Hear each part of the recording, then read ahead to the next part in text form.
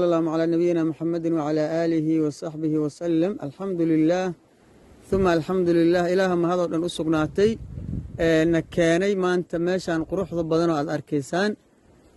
Halkan waxaa la yiraahdaa weelka turquto. Halkan dhawarkeena waa kuwa biyihii ku jiraan.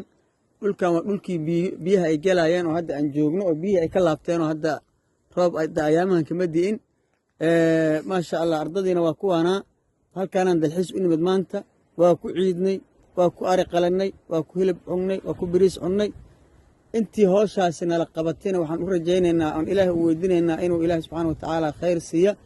waa u mahad celinaynaa, waxaan leenahay jazaakumullahu khayr, waa mahadsantihiin. insha allahu tacaala waa gadoomi doonaa. magaaladii Kismaayo ahayd baan u hooyanaynaa haddii ilaahay idmo. waxaan ku idhaahdaa maasha allah.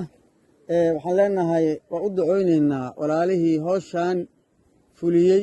wax badan ma aragtay nala garab taagnaa min yowmi an bada'na, maalintii aan bilowno ilaa hadda. waxaan leenahay jazaakumullahu khayr. ardadana ilaahay qur-aanka ha u furo. maasha allah dadkan yaryar weeye, hadday bilow yihiin qur-aanka wadaan. marka qofba meelay u joogtaa. ayagana waa u ducoonaynaa inuu ilaahay qur-aanka u furo.